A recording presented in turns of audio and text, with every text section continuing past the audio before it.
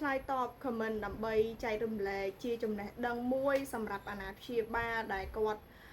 មានកូនជាកុមារមានតម្រូវការពិសេសចាដោយគាត់សួរថាអ្នកគ្រូកូនប្រុសខ្ញុំអាយុ3ខួបហើយ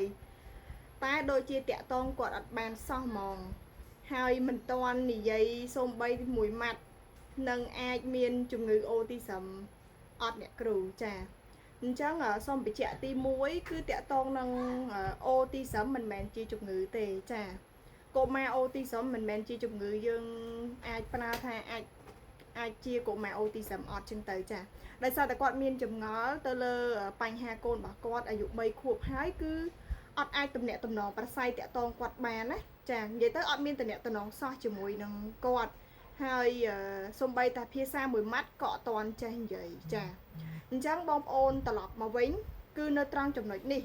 សម្រាប់អាណាព្យាបាលដែលគាត់សង្កេតលក្ខណៈពិសេសរបស់កុមារជាពិសេសទៅលើកុមារអូទីសឹមមិនថាកុមារអូទីសឹមកុមារយឺតភាសាទេចាជាធម្មតាការវិវត្តរបស់កុមារគឺចន្លោះចាប់ពីអាយុ6ខែឡើងទៅបើសិនជាកុមារហ្នឹងលឿនចាឬក៏ដល់1ខួបចឹងទៅចានៅពេលដែលដល់1ខួបហើយឬក៏2ខួបហើយកូនរបស់ប៉ាម៉ាក់អត់ទាន់និយាយប៉ាម៉ាក់ត្រូវតែសង្កេតគាត់ឲ្យបានច្រើនមែនតើជាធម្មតាកុមារគឺវិវត្តទៅលើភាសាគឺចាប់ពី1ខួបឡើងគឺគាត់អាចចេះពាក្យមួយម៉ាត់ពីរម៉ាត់ហើយឧទាហរណ៍ពាក្យមមឹមកូកូប៉ាប៉ាម៉ាក់អីចឹងទៅចាឬក៏ចេះចាបចេះបាយចេះទះដៃអីចឹងទៅជាពិសេសទៅលើភាសាហ្នឹងគឺយើងត្រូវសង្កេតចាប់ពី1ខួបឡើងទៅចាអញ្ចឹងនៅពេលដែលដល់3ខួបហើយបើគាត់អត់ទាន់អាចចេះនិយាយទៀតប៉ាម៉ាក់គួរតែត្រូវទៅជួបអ្នកជំនាញចាហើយបងប្រុសគាត់បានជួបនាងខ្ញុំហើយទៅលើកូនប្រុសរបស់គាត់ហ្នឹងឯងចាអញ្ចឹង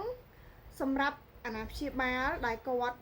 មានកូនអាយុដល់3ខួបហើយអត់ទាន់អាចចេះនិយាយប៉ាម៉ាក់កុំនៅស្ងៀមត្រូវតែរកវិធីសាស្ត្រឬក៏រកដំណោះស្រាយជួយកូនឲ្យបានទាន់ពេលទាន់វេលាជៀសវាងយើងទុកកូនអត់បានជួយគឺដល់អាយុច្រើនទៅវាធ្វើឲ្យក្មេងវិវត្តទៅមុខអញ្ចឹងបញ្ហារបស់គាត់ហ្នឹងក៏កាន់តែចាស់ទៅច្រើនទៅគាត់ដែរយើងអត់បានជួយគាត់អញ្ចឹងប៉ាម៉ាក់ត្រូវតែសង្កេតលក្ខណៈពិសេសរបស់កុមារព្រោះអី3ខួបហើយអត់ទាន់អាចនិយាយបានអត់មានតំណែងបានន័យថាគាត់ហៅអត់ងាយអត់កលែកឬក៏ឲ្យធ្វើអ្វីមួយតាមយើងគាត់អាចធ្វើបានហ្នឹងហើយគឺគាត់បាត់តំណែងជាមួយនឹងយើងទាំងអស់ចាអញ្ចឹងការចិញ្ចឹមកូនសម័យនេះគឺមានភាពពិបាកមែនតែនសម្រាប់អាណាព្យាបាលយើងមិនមែនមើលតែថែទាំសុវត្ថិភាពនិងការញ៉ាំទេគឺយើងត្រូវមើលផ្សេង